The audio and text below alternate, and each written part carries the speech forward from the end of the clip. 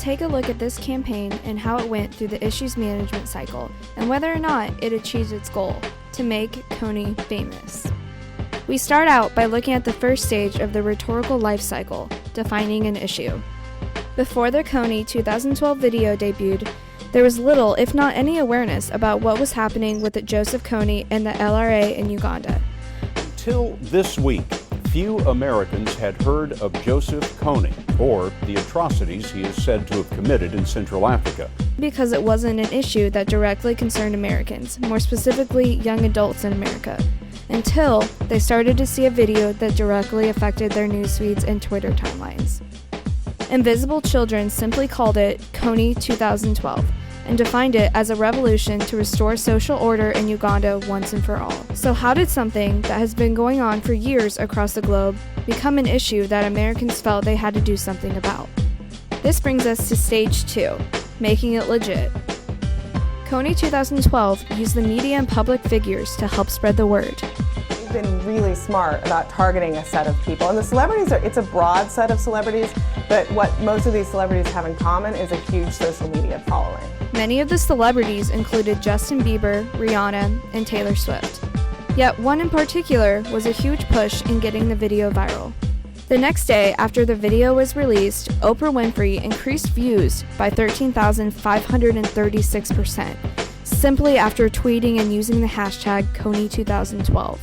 Not only did celebrities push the campaign forward, but also government officials were convinced to take action and pass a bipartisan resolution made to prioritize the capture of Kony.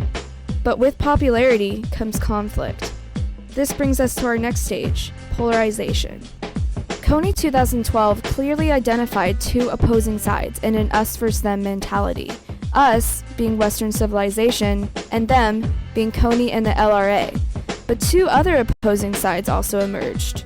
Some people believe that the Kony 2012 campaign was simply propaganda, while others were convinced that this was a serious issue.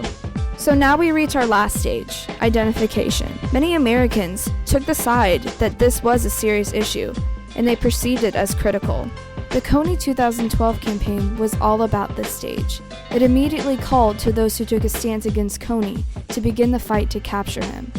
The video was a leading anchor to develop this call to action, especially since the issue was presented in a way that was easy for their target audience, young adults, to understand. It simplifies a war that is so complex and gives this picture that, only a certain person, if a college student in America gives them money, they will stop Kony. To solve the issue and relieve tension, Invisible Children urged viewers to purchase action kits to cover the night, where supporters of the campaign were called to cover their cities and towns with Kony 2012 propaganda. Initially, they reached their goal in raising awareness of Kony, but after living out the issue management cycle, it quickly turned into a thing of the past. So what did we learn from the Kony 2012 campaign? Social media can help a video go viral, especially with celebrity influence. Although this video went viral, their goal of awareness did not necessarily result in action. The Kony 2012 campaign went through the issue management cycle and quickly fell out of the minds of Americans afterwards.